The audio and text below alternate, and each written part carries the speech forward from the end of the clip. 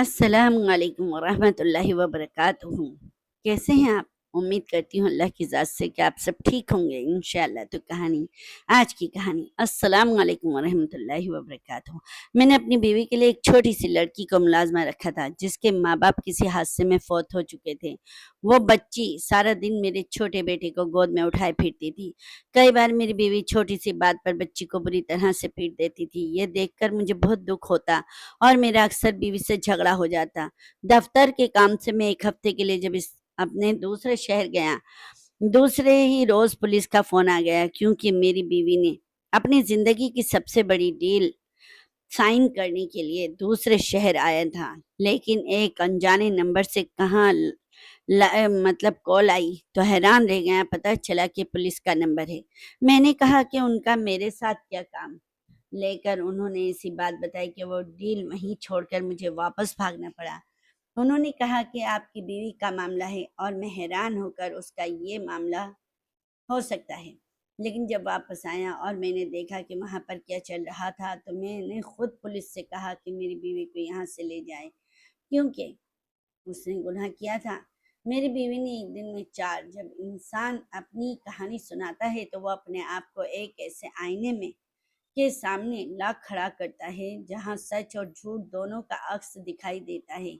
अक्सर लोग अपनी कमजोरियों को छुपाकर खुद को मजलूम साबित करने की कोशिश करते हैं, लेकिन मेरा मामला कुछ और था। मैंने तो अपने आप को मासूम समझा और ना ही अपने आप को जालिम माना। मैंने बस अपनी जिंदगी के वो पहलू देखे और झेले जो कुदरत ने मेरे नसीब में लिख दिए थे। मेरी शादी जकिया के साथ हुई थी। जकिया बज़ाहिर एक बहुत अच्छी औरत थी। उसके अंदर हुस्न भी था और नरमी भी, लेकिन उसकी सबसे बड़ी कमजोरी उसका हद से ज्यादा जज्बाती होना था। वो रिश्तों को शिद्दत के साथ निभाना चाहती थी और चाहती थी कि जिस शख्स के साथ उसकी शादी हुई है वो हर वक्त बस उसी का रहे, उसी के इर्द गिर्द घूमता रहे। ये हर बीवी की होती है। और किस किस की ख्वाहिशें रहती हैं ये भी बताइए कमेंट्स में। घूमता रहे और उसी के साथ वक्त गुजारे, मगर हकीकत यह है कि जिंदगी का दायरा सिर्फ एक शख्स के गिर्द नहीं घूमता। मर्द के लिए बीवी उसकी जिंदगी का एक अहम हिस्सा होती है, लेकिन वो उसकी पूरी दुनिया नहीं बन सकती क्योंकि मर्द पर और भी जिम्मेदारियां होती हैं। उसे घर के अखराजात भी पूरे करने होते हैं, इज्जत और मकाम भी बनाना होता है और अपने ख्वाबों को हकीकत का रूप भी देना होता है। मेरी जिंदगी भी इसी कश्मकश में गुजरती रही। मैं एक कारोबारी आदमी था। मेरा मकसद ये था कि मैं अपने बिजनेस को बढ़ाऊं, उसको कामयाबी की नई मंजिलों तक ले जाऊं, लेकिन ये काम कोई आसान न था। कारोबार करना गोया कि दरिया को अबूर करने के बराबर है। उसमें दिन रात की मेहनत भी चाहिए होती है और सब्र भी। सरमाया भी लगाना पड़ता है और कई बार नुकसान भी बर्दाश्त करना पड़ता है। मैंने अपने आप को उसी दौड़ में डाल दिया था, मगर ज़किया को ये सब कुछ बिल्कुल अच्छा न लगता। वो चाहती थी कि मैं ज़्यादा वक्त घर में गुजारूं, उसके साथ बातें करूं, उसके साथ खाना खाऊं, और अगर मैं देर तक घर ना पहुंचता तो वो बार बार फ़ोन करके कहती कि मुझे तुम्हारी याद आ रही है, तुम्हारे बगैर खाना अच्छा नहीं लगता। मैंने शुरू शुरू में ये सब बातें बर्दाश्त की, लेकिन वक्त के साथ ये मेरे लिए बोझ बनती गई। मैंने सोचा कि शायद ये सब वक्ती बातें हैं और जब हमारी जिंदगी में एक बच्चा आ जाएगा तो ज़किया की सोच और तरजीहात बदल जाएंगी। किसी ने भी मुझे यही मशवरा दिया कि औरत जब माँ बनती है तो उसकी दुनिया बच्चे के गिर्द घूमने लगती है, फिर वो शोहर के पीछे इस तरह नहीं पड़ती। और उस वक्त मुझे भी यही लगा कि शायद ये एक हल है। अल्लाह ने हमारी जिंदगी में खुशखबरी भी दे दी। जगिया उम्मीद से थी और मैं पहली बार बाप बनने वाला था। उस लम्हे मेरे अंदर एक अजीब सा सुकून और खुशी पैदा हुई। मैंने सोचा कि अब जिंदगी आसान हो जाएगी। जकिया अपने वक्त का ज्यादा हिस्सा बच्चे के साथ गुजारेगी और मैं अपनी तवाइयाँ कारोबार पर लगा सकूंगा। लेकिन हकीकत हमेशा इंसान के तौकात के मुताबिक नहीं निकलती।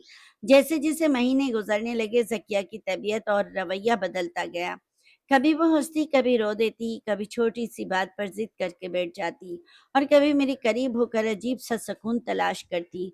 मैंने कोशिश की कि मैं उसे समझाऊं, उसके साथ वक्त गुजारूं, मगर मेरे अंदर हर वक्त कारोबार के मसाइल का दबाव रहता था और मेरी तवज्जो अक्सर उधर ही लगी रहती थी। वो मुझसे शिकवा करती कि मैं उसकी परवाह नहीं करता और मैं उसे समझाने की कोशिश नहीं करता, मतलब समझने की कोशिश नहीं करता कि ये सब कुछ उसी के लिए है। تاکہ ہماری زندگی بہتر ہو سکے، لیکن اس کے جذبات اور میری منطق ایک دوسرے سے کبھی میل نہ کھا سکے۔ پھر دن آیا پھر جب اللہ نے مجھے بیٹی دی۔ یہ لمحہ میری زندگی کے سب سے حسین لمحوں میں سے ایک تھا۔ میں نے اپنی بیوی کے چہرے پر تھکن اور خوشی کا امتیاز دیکھا، اس کے لبوں پر مسکراہٹی اور آنکھوں میں نمی۔ وہ بار بار اپنی بچی کو دیکھتی اور پھر میری طرف دیکھ کر ایک عجیب سا اعتماد جتاتی، جیسے کہنا چاہتی ہو کہ یہ ہمارا رشتہ اب اور مضبوط ہو گیا ہے۔ میں نے بھی اپنی بیٹی کو پہلی بار گود میں لیا تو دل میں عجیب سا احساس جاگا۔ یہ ننھی سی جان میرے لیے اللہ کی سب سے بڑی نعمت تھی۔ اس کے لمس نے میرے سارے دکھ اور تھکن بھلا دی۔ شروع کے دنوں میں واقعی ذکیہ نے اپنی ساری توجہ بچی پر مرکوز کر دی۔ وہ ہر وقت اس کے گرد رہتی، اسے گود میں لے کر گھنٹوں بیٹھی رہتی اور اس کے ننھے ننھے ہاتھوں کو چومتی۔ کبھی آنکھوں میں آنسو آ جاتے، کبھی ہنسنے لگتی۔ میں نے سوچا تھا کہ اب وہ مجھے شکایت نہیں کرے گی، لیکن کچھ ہی عرصے بعد وہی پرانی باتیں دوبارہ شروع ہو گئیں۔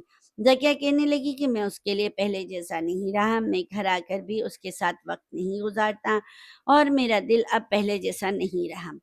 میری سمجھ سے باہر تھا کہ آخر میں کیا کروں۔ میں دن رات محنت کرتا تھا، کاروبار کے چکر میں کبھی نقصان اٹھاتا، کبھی کامیابی ملتی، کبھی دل ہی دل میں چاہتا تھا کہ میری بیوی میرا ساتھ دے، مجھے حوصلہ دے، مگر وہ الٹا مجھ سے شکایتیں کرنے لگتی۔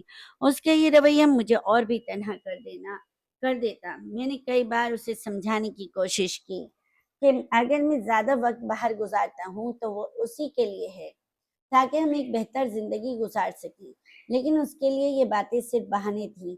وہ چاہتی تھی کہ میں سب کچھ چھوڑ کر اس کے پاس رہوں، اور یہ میرے لیے ممکن نہ تھا، کیونکہ ذکیہ کے دل میں یہ وہم بیٹھ گیا تھا کہ میں اس سے محبت نہیں کرتا یا پھر میری زندگی میں کوئی اور ہے۔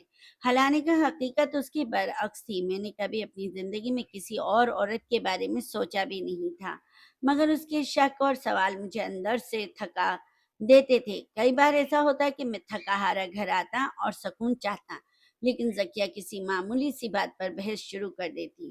اس وقت مجھے لگتا ہے کہ شاید میں نے شادی کر کے کوئی بڑی غلطی کی ہے، لیکن پھر جب اپنی بیٹی کو دیکھتا تو دل کو تسلی دیتا کہ یہ سب کچھ اسی ننھی سی جان کے لیے برداشت کرنا ہے۔ ذکیہ کی ایک اور عادت یہ تھی کہ وہ اپنی ماں اور بہنوں کی باتوں کو ہماری زندگی میں لے آتی۔ اگر انہوں نے کچھ کہہ دیا ہے ہو تو وہ مجھ پر نکالتی۔ میں اسے کہتا کہ میاں بیوی کے درمیان کسی تیسرے کی بات نہیں آنی چاہیے، لیکن وہ اپنی عادت سے باز نہ آتی۔ اس کی نزدیک محبت کا مطلب یہ تھا کہ میں ہر حال میں اس کے ساتھ کھڑا رہوں اور سب کے سامنے صرف اس کی بات کو ترجیح دوں۔ میں نے اسے یقین دلایا کہ وہ میرے لیے سب سے اہم ہے، لیکن اس کے دل کا شک کبھی ختم نہ ہو سکا۔ کئی بار سوچتا کہ اگر میں واقعی اتنا ہی برا ہوتا تو پھر وہ مجھ سے ہر وقت قریب رہنے کی خواہش کیوں کرتی۔ وہ بار بار کہتی کہ تم مجھے وقت نہیں دیتے، تمہارے لیے میرا وجود شاید کوئی معنی نہیں رکھتا، لیکن حقیقت یہ تھی کہ میرا ہر دن اسی کے لیے محنت میں گزرتا، میرا ہر خواب اسی کے لیے تھا اور میری ہر دعا اسی کے گھر گرد گھومتی تھی۔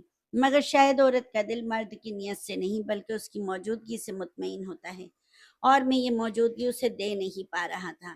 ایک دن اس نے ہماری بیٹی کو اپنی ماں کے گھر چھوڑا۔ وہ بہت اچھے طریقے سے تیار ہوئی، کیونکہ 2 دن پہلے ہمارا جھگڑا ہوا تھا، تو وہ سب کچھ ٹھیک کرنے کی کوشش کر رہی تھی، اور اس نے صبح ہی مجھے کہہ دیا بلکہ آپ کھانا کھانے کے ٹائم پر گھر آ جائیے گا، میں اپنی ساری تیاری کر لوں گی، آپ کی پسند کا کھانا بناؤں گی، مل کر کھائیں گے تاکہ کچھ اچھا وقت بھی گزار سکیں۔ ہمیشہ لڑتے رہتے ہیں۔ مجھے بھی اس کا یہ اقدام کرنا اچھا لگا کہ چلو اسے ہمارے رشتے کی فکر تو ہے، اور میرے وقت کے علاوہ وہ کیا ہی چاہتی ہے۔ میں نے اسے کہہ دیا کہ ٹھیک ہے، میں دوپہر کو پہنچ جاؤں گا۔ اس نے بہت اچھا کھانا بنانا شروع کر دیا۔ وہ بیچاری 3-4 گھنٹے سے لگی ہوئی تھی، لیکن جیسے ہی میں آفس سے نکلنے لگا، ایک بڑا ضروری کلائنٹ آ گیا۔ مجھے لگا کہ تھوڑی دیر بیٹھ کر چلا جائے گا، میں ادھر آدھا گھنٹہ لیٹ ہو جاؤں گا تو کہہ دوں گا کہ ٹریفک میں پھنس گیا ہوں، لیکن یہ کلائنٹ اٹھ بھی نہیں رہا تھا اور باتیں بھی بڑی ضروری کر رہا تھا، اور کرتے کراتے 2-2.5 گھنٹے گزر گئے۔ جب میں واپس گیا تو شام ہو چکی تھی، کھانا بھی ابھی تک ٹیبل پر پڑا ٹھنڈا ہو چکا تھا، اور وہ کمرے میں بیٹھی رو رہی تھی۔ لیکن میں نے اسے سوری بولنے کی بجائے کہا کہ کام ضروری تھا، تم کھانا کھا لیتی، اب میں کیا کروں۔ میں نے سوچا کہ میں اسے کہوں گا کہ ہاں میری غلطی ہے تو یہ اور زیادہ جھگڑا کرے گی، لیکن وہ چپ ہو گئی اس نے مجھ سے کوئی جھگڑا نہیں کیا۔ اگلے دن پتہ چلا کہ وہ پھر سے ماں بننے والی ہے۔ ان 9 مہینوں میں ہماری ایسی لڑائی ہوئی، ہم نے ایک دوسرے سے اتنے جھگڑے کیے کہ بتا نہیں سکتا۔ مجھے بھی اب اس پہ غصہ آنے لگا، اور اس نے ہر ٹائم کی ملکہ جذبات بنے رہنے سے چڑ ہونے لگی۔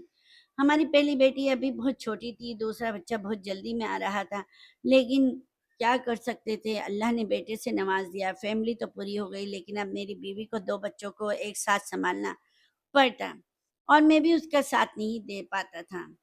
پورا دن آفس میں رہتا تھا، میرا آفس کا کام بھی اچھا جا رہا تھا، شاید اللہ بچوں کا رزق میرے پاس بھیج رہا تھا کہ کام تو بڑھتا ہی جا رہا تھا، لیکن ایسے میں میری بیوی مجھ سے نظر انداز ہو رہی تھی۔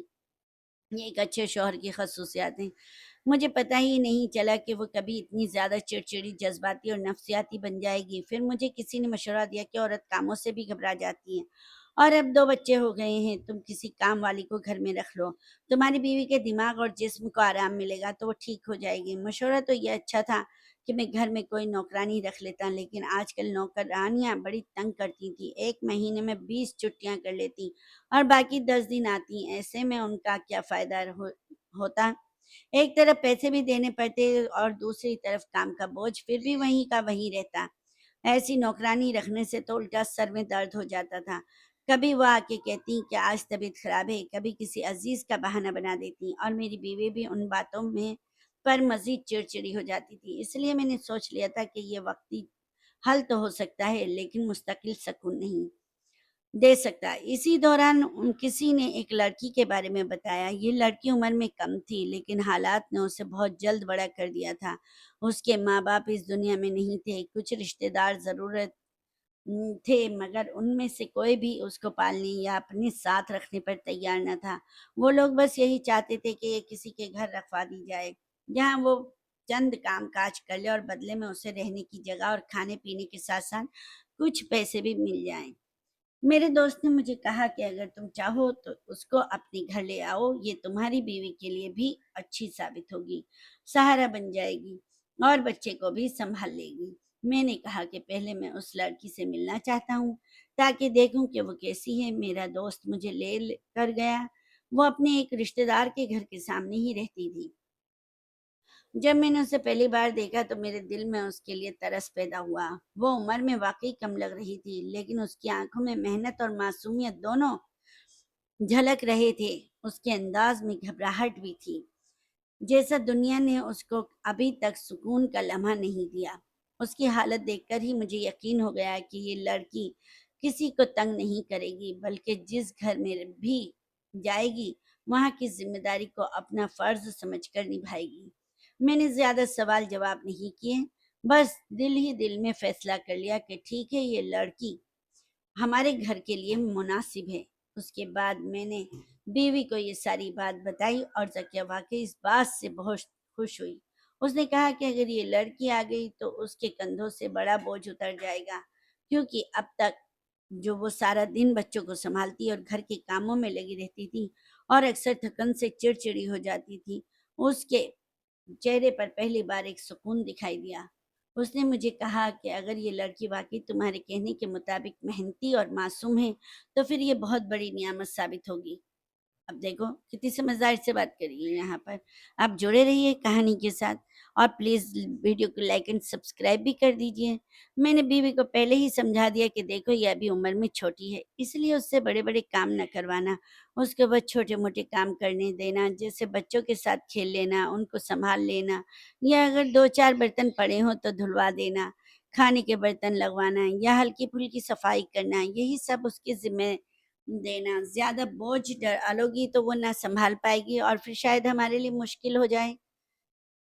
میری بیوی نے فوراً کہا کہ مجھے تو اتنا ہی کافی ہے، اگر وہ صرف بچوں کو ہی دیکھ لے تو میری بڑی مدد ہو جائے گی، کیونکہ جب میں کھانا پکاتی ہوں یا گھر کے دوسرے کام کرتی ہوں تو بچی کو سنبھالنا مشکل ہو جاتا ہے۔ اس نے وعدہ کیا کہ وہ اس سے زیادہ کام نہیں کروائے گی۔ چند دنوں کے اندر اندر وہ لڑکی ہمارے گھر آ گئی۔ شروع میں وہ کچھ گھبرائی ہوئی تھی، ہر کام کرنے سے پہلے پوچھتی کہ میں یہ ٹھیک کر رہی ہوں یا نہیں۔ میری بیوی نے بھی نرمی سے اسے سمجھایا کہ گھبرانے کی ضرورت نہیں، تم سے جتنا ہوگا اتنا ہی کرنا ہے، کسی نے تمہیں مجبور نہیں کرنا۔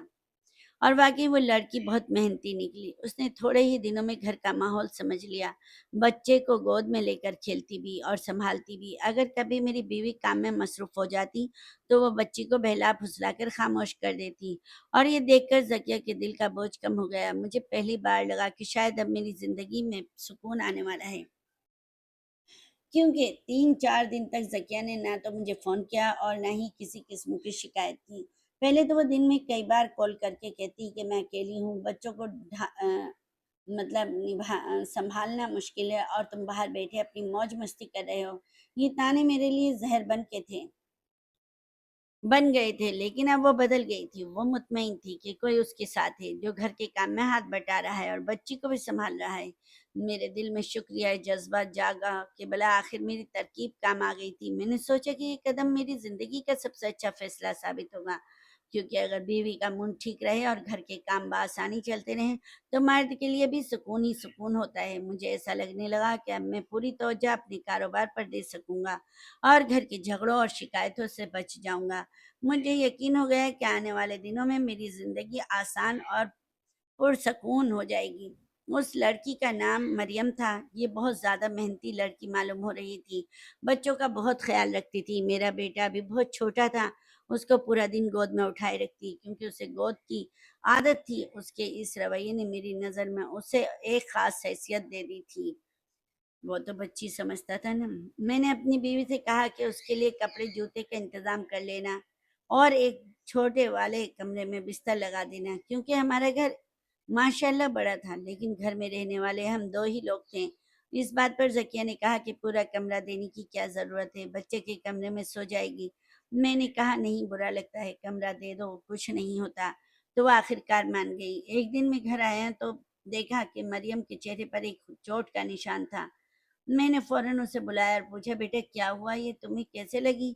اس نے گھبرا کر کہا کہ کچھ نہیں ہوا۔ میں نے دوبارہ پوچھا اور کہا نہیں، بتاؤ مجھے کیا ہوا، کیونکہ وہ کافی ڈری ہوئی لگ رہی تھی۔ اس نے ہچکچاتے ہوئے کہا وہ بچوں کے ساتھ کھیل رہی تھی تو منہ پر لگ گئی۔ میں نے اس کے اس جواب پر سختی سے کہا کہ اتنے بدتمیز ہو گئے ہو، یہ تم نے مالکن کو کیوں نہیں بتایا؟ اس نے سر جھکایا اور کہا کہ نہیں صاحب جی، آپ ان کو نہیں بتائیے گا، نہیں تو وہ مجھے ڈانٹیں گی۔ میں نے حیرانی سے پوچھا وہ تو مالکن ہے، وہ کیوں تمہیں ڈانٹیں گی، تم تو اچھا کام کرتی ہو؟ کہنے لگی کہ نہیں صاحب جی، آپ ان کو نہیں بتائیے گا، بس موج مستی میں تو چوٹ تو لگ سکتی ہے نا۔ میں نے اسے تسلی دی کہ اچھا ٹھیک ہے، اپنا خیال رکھو۔ مجھے اسے دیکھ کر بڑا ترس آتا تھا، ہمارے بھی بچے تھے اور وہ بھی کسی کی بچی تھی۔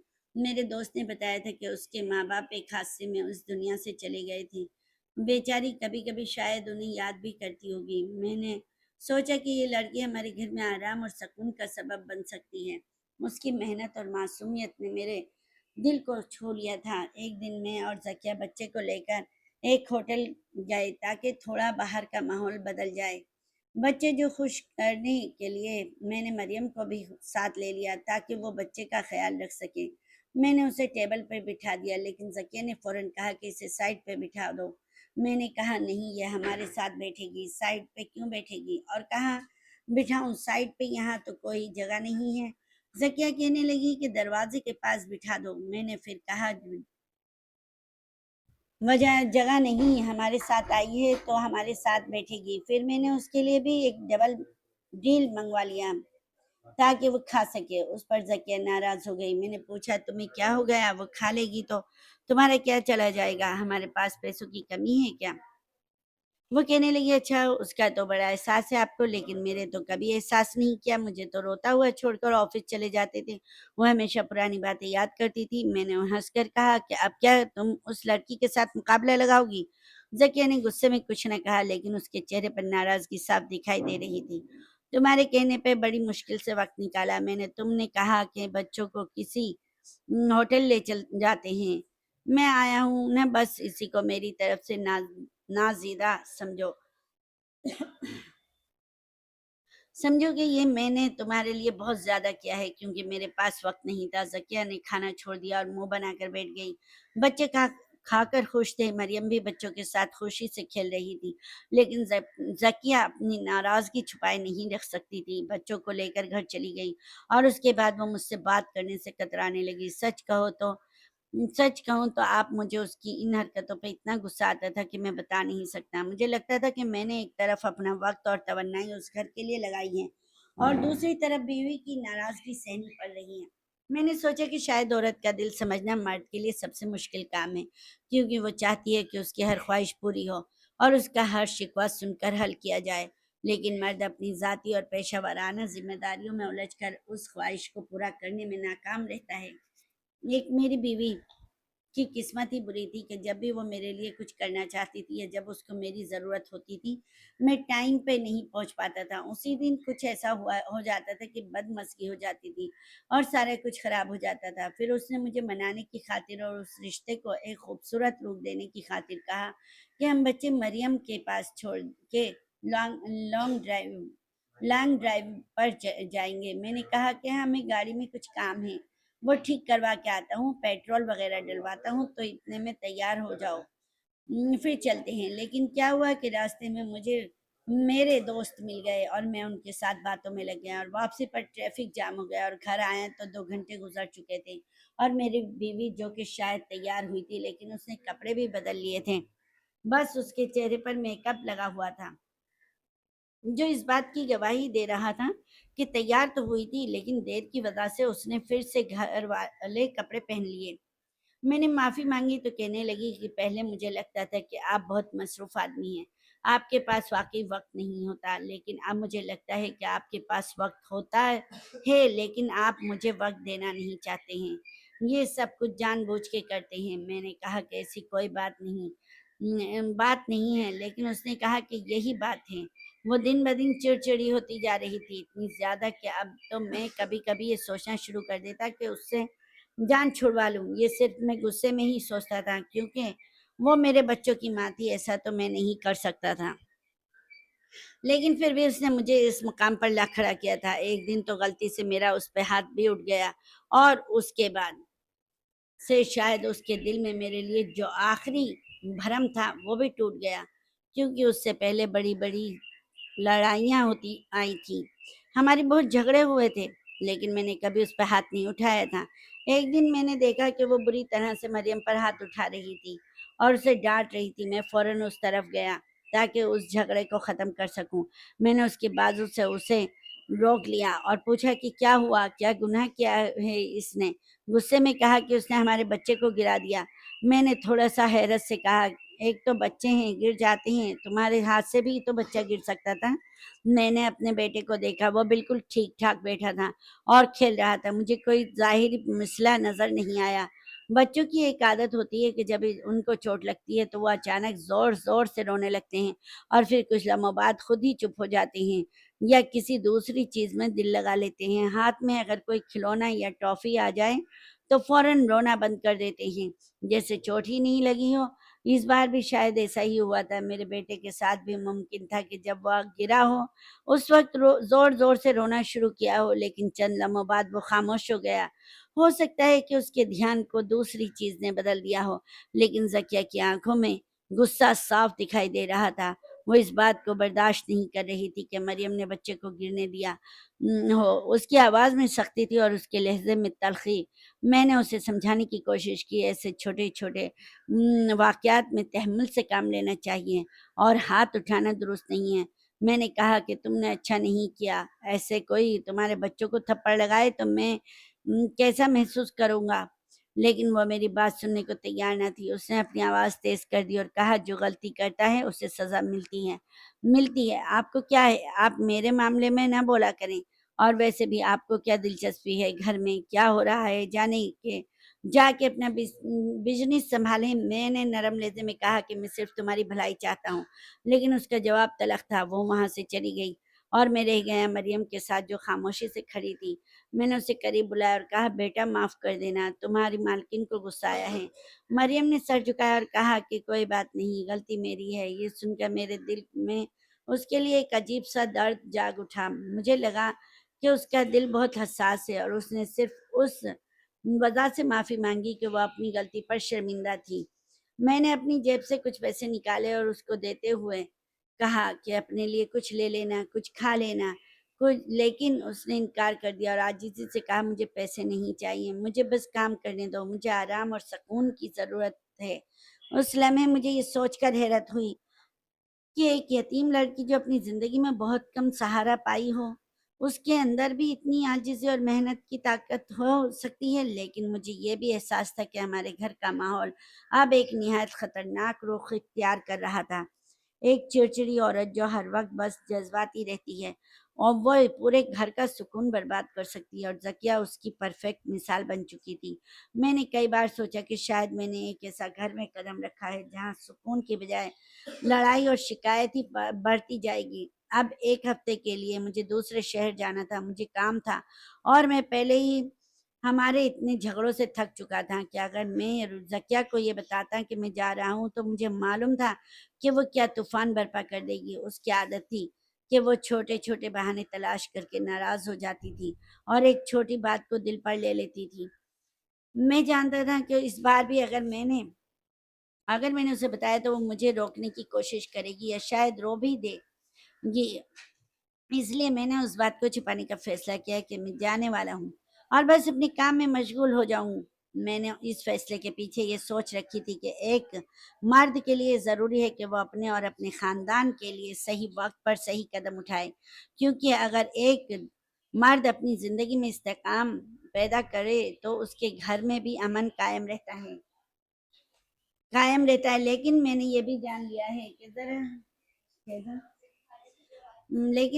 جان لیا تھا کہ ذکیہ کے ساتھ میری یہ باتیں زیادہ دیر تک چلیں گی نہیں، کیونکہ اس کی حساسیت اور اس کا غرور میرے ہر فیصلے پر میں رکاوٹ پیدا کرتا رہا تھا۔ تو وہی بات ہوئی جب میں نے اپنی بیوی سے کہا کہ مجھے ایک ہفتے کے لیے کام کے سلسلے میں باہر جانا ہے، تو اس نے غصہ اور تلخ لہجے میں کہا کہ ہاں جاؤ، مزے کرو، گھومو پھرو، وہی تمہاری زندگی ہے، میں یہاں بچوں کے ساتھ ذلیل ہوتی ہوں۔ میں نے اسے سمجھانے کی کوشش کی کہ میں گھومنے پھرنے نہیں جا رہا بلکہ ایک اہم کام کے سلسلے میں جا رہا ہوں، لیکن اس نے میری بات پر یقین نہ کیا اور اپنی ناراضگی اظہار مزید بڑھا دیا۔ وہ مسلسل بولتی رہی کہ مردوں کے کتنے کام ہوتے ہیں اور پتہ نہیں تم وہاں پر کیا کچھ کرو گے، ایک ہفتے میں مجھے تو پتہ بھی نہیں چلے گا کیونکہ میں تو یہاں بیٹھی ہوئی ہوں۔ اس نے میری طرف ایک الزام بھرا نظریہ ڈالا اور کہا کہ تمہاری زندگی میں کوئی ہے تبھی تمہارا میرے ساتھ یہ رویہ ہے۔ میں نے نرم لہجے میں کہا کہ اب تم نے مجھ پر شک کرنا بھی شروع کر دیا ہے، لیکن اس نے اپنی بات پر اڑ کر کہا شک نہیں، یقین ہے۔ اس بات پر ہمارا ماحول ایک دم سے بدل گیا اور ایک ایسا طوفان کھڑا ہوا جس کا اندازہ مجھے اس دن تک نہ تھا۔ ہم دونوں کے درمیان جذبات اور الفاظ کا تبادلہ ایک سخت لڑائی میں بدل گیا جو شاید ہماری زندگی کی سب سے بڑی لڑائی تھی۔ میں نے اسے سمجھانے کی کوشش کی لیکن وہ اپنی بات پر اڑی رہی۔ میں نے بھی غصے میں آ کر کہا کہ واپس آ کر میں تمہیں اس رشتے سے آزاد کر دوں گا تاکہ تم اپنی مرضی سے اپنی زندگی گزار سکو، اور اس نے بھی جواب دیا کہ وہ خود ہی چلی جائے گی اپنی زندگی سے۔ یہ الفاظ سن کر میرے دل میں ایک عجیب سی خراش پیدا ہوئی۔ میں نے سوچا کہ یہ لڑائی ختم ہونے کے بعد بھی ہمارے رشتے کی بنیاد ہلنے والی ہے۔ صبح وہ مجھ سے ملی بھی نہیں تھی۔ میں نے اپنا سامان پیک کیا، جوتے پہنے اور بغیر کسی الوداع کہے گھر سے نکل گیا۔ میں صبح 4 بجے روانہ ہوا۔ میری روح میں ایک عجیب سی بے قراری تھی۔ میرا ذہن ایک بڑی ڈیل کے بارے میں مصروف تھا جو میں اس شہر میں سائن کرنے جا رہا تھا۔ یہ ڈیل میرے بزنس کی زندگی بدلنے والی تھی۔ میں نے دل میں سوچا کہ جب ایکسٹرا پیسے آئیں گے تو میں بچوں کو ان کے نانا نانی کے گھر چھوڑ دوں گا اور اپنی بیوی کو کسی خوبصورت ملک کے ٹور پر لے جاؤں گا۔ یہ ایک سرپرائز تھا جو میں نے چپکے سے اپنے دل میں رکھا ہوا تھا تاکہ اس کی ساری شکایتیں اور ناراضگیاں ختم ہو جائیں۔ میں نے سوچا کہ بچے اب اتنے بڑے ہو گئے ہیں کہ ایک مہینہ ہمارے بغیر گزار سکتے ہیں، لیکن اس لڑائی کے بعد مجھے ڈر تھا کہ شاید ذکیہ اس پر آمدہ نہ ہو۔ لیکن میں نے دل میں فیصلہ کیا کہ کوئی بات نہیں، معاف کر دوں گا، جب پیسے آئیں گے وہ میرے ساتھ خوش رہے گی اور سب کچھ ٹھیک ہو جائے گا۔ یہی سوچ کر میں نے اپنا سفر شروع کیا۔ میں نے جانے سے پہلے مریم سے کچھ بات ضروری کی کیونکہ مجھے خدشہ تھا کہ بیوی کا غصہ ہمارے گھر کے ماحول پر اثر ڈال سکتا ہے۔ میں نے اسے کہا کہ سب کا خیال رکھنا، بچوں کو اچھی طرح سے संभालो और अपनी मालकिन की नाराज़गी को समझो, क्योंकि वो पहले ही गुस्से में है। कोशिश करना कि कोई गलती ना हो, वरना उसका गुस्सा बढ़ जाएगा। मरियम ने सर हिलाकर कहा, ठीक है। उसकी बात सुनकर मुझे सुकून मिला कि घर में मेरी गैर मौजूदगी के दौरान कोई मसला नहीं होगा। मैंने इस पर पूरे एतमाद किया और दिल ही दिल में ये सोचा कि शायद ये लड़की हमारे घर के लिए एक नियामत बन जाए, क्योंकि उसकी मेहनत और आजिज़ी ने पहले ही मेरे दिल को छू लिया था। मैं गाड़ी में बैठा तो अपनी बीवी के गुस्से के बारे में सोचता रहा।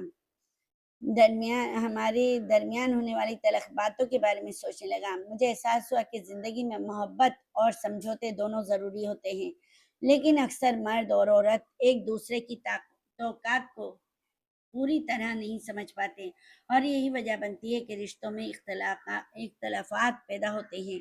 मैंने फैसला किया कि जब मैं वापस आऊँगा तो अपने ताल्लुकात को एक नए अंदाज में निभाऊंगा, चाहे हालात कैसे भी हों, क्योंकि मोहब्बत सिर्फ कहने का नाम नहीं बल्कि समझने और बर्दाश्त करने का नाम है।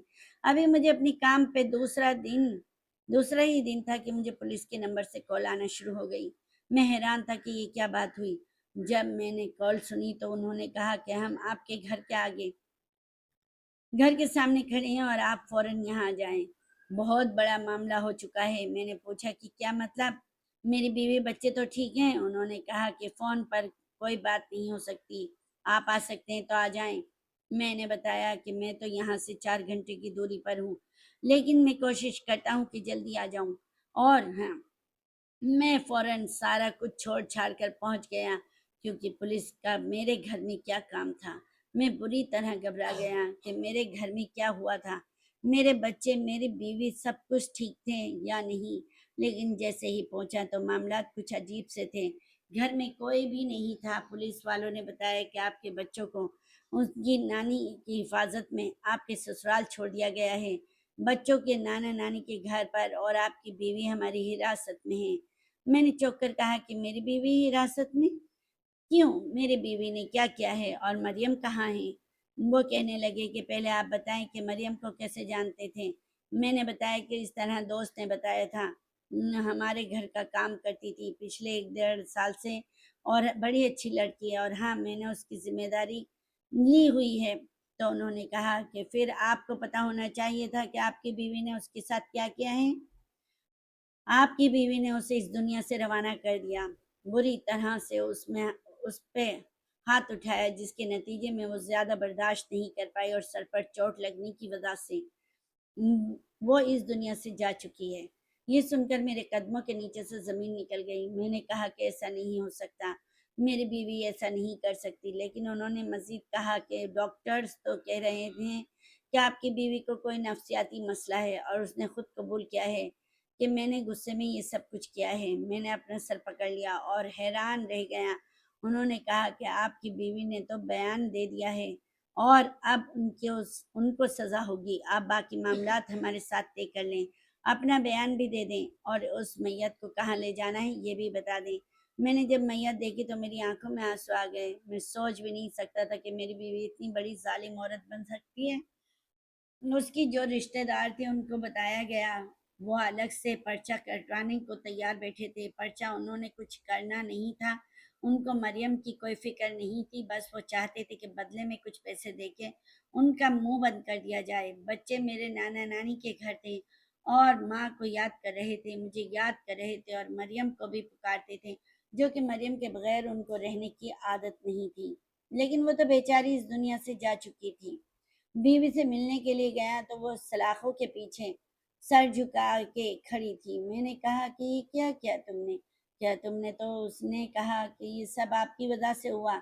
मेरे अंदर इतनी नफ़रत, इतना ज़हर भरती है कि बस जब मुझे निकालने के लिए कोई भी मौका नज़र ना आया तो मैंने वहीं पर निकाल दिया। लेकिन ये सब कुछ मैंने जानबूझकर नहीं किया था। ये बहुत बड़ी मुसीबत बन गई थी। इतनी बड़ी मुसीबत हमारे ख़ानदान में कभी किसी ने पर नहीं टूटी थी। मैं ही इतना ज़्यादा बदकिस्मत कैसे हो गया था।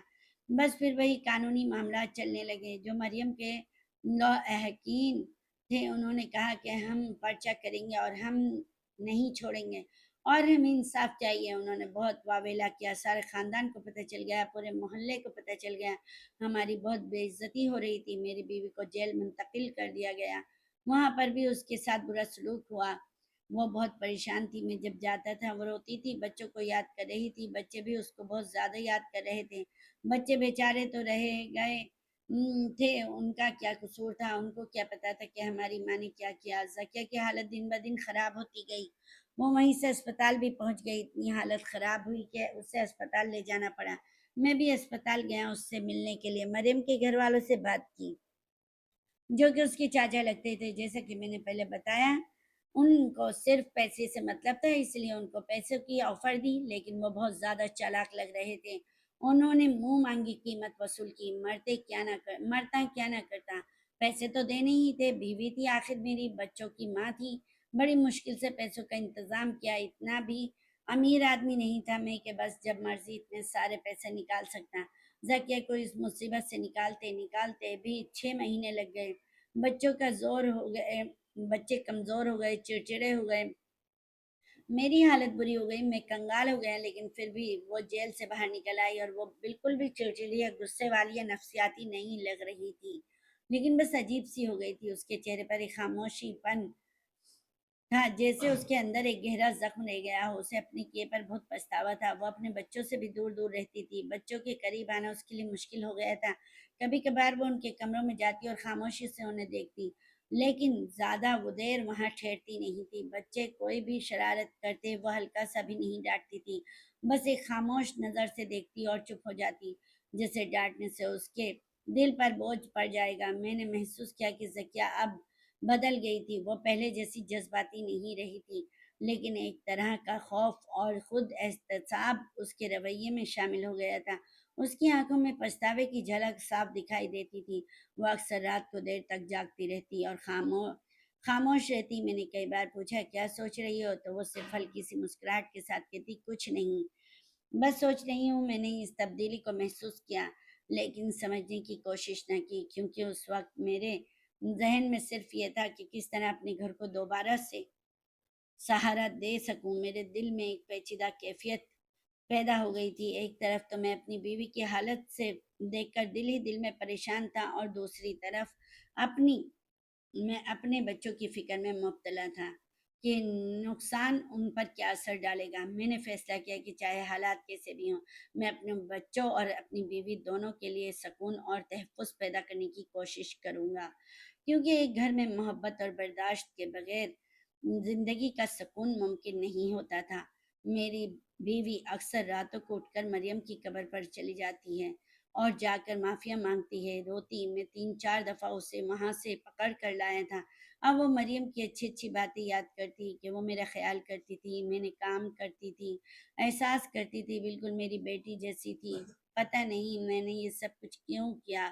پھر میں نے اپنی بیوی کی نفسیاتی سیشن کروانے کی شروع کیے، اس سے کافی فرق پڑا، اور مجھے نفسیاتی ڈاکٹر نے یہ بھی بتایا کہ آپ کی بیوی کو اس مقام پر پہنچانے میں آپ کی اپنی بھی غلطی ہے، کیونکہ آپ خود تیار ہیں کہ انہوں نے ہمیشہ آپ سے صرف ٹائم مانگا، نہ کسی پیسے کی ڈیمانڈ کی، نہ کسی اور چیز کی، لیکن آپ وہ بھی نہ کر سکے، محبت مانگی وہ بھی نہ دے سکے، اسی لیے ان کے اندر بے چینی بڑھتی گئی، جو اس طرح سے باہر نکلی، اور اب ان کو تو ہم ٹھیک کرنے کی کوشش کریں گے، لیکن آپ نے خود کو بھی ٹھیک کرنا ہے۔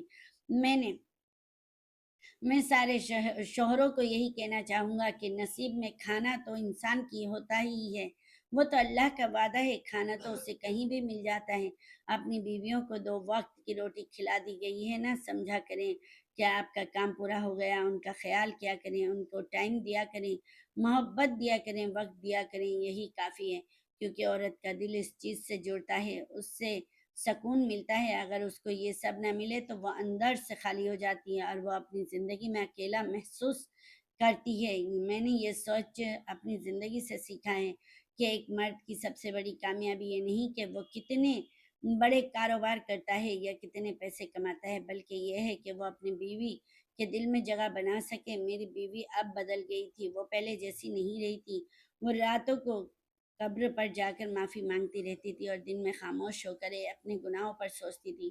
میں نے اسے اپنی بیٹی کی طرح دیکھا، لیکن ایک درد کے ساتھ، کیونکہ ایک انسان کی غلطی پورے گھر کو تباہ کر سکتی ہے۔ اس کے असरार ज़िंदगी भर के लिए रह जाते हैं। मैंने अपनी बीवी के साथ सब्र और मोहब्बत का रवैया अख्तियार किया और कोशिश की कि उसके दिल का बोझ कम हो सके, क्योंकि अब मैं जानता था कि मोहब्बत वक्त देने और समझने से जन्म लेती है। मैं चाहता था कि ये कहानी सबको एक सबक के तौर पर दे सकूं। रिश्ते में सिर्फ पैसा और सहूलत काफ़ी नहीं होती, बल्कि मोहब्बत और वक्त देना सबसे बड़ी ज़रूरत है। यही चीज़ रिश्ते को मजबूत करती है और इंसान की ज़िंदगी को सुकून बख्शती है, क्योंकि ज़िंदगी एक सफ़र है और उस सफ़र में साथ वही रहते हैं जो दिल से एक दूसरे को समझते हैं और एक दूसरे का ख्याल रखते हैं। हमारी आज की ये कहानी आपको कैसी लगी, कमेंट बॉक्स में अपनी राय का इजहार ज़रूर करें और मज़ीद इस तरह की सबक आमोज़ कहानियाँ सुनने के लिए हमारी वीडियो को लाइक करें, शेयर करें और हमारे चैनल को सब्सक्राइब करें। शुक्रिया। फिर मिलते हैं एक अच्छी और नई सबक आमोज़ कहानी के साथ। तब तक के लिए इजाज़त दीजिए। अल्लाह हाफ़िज़।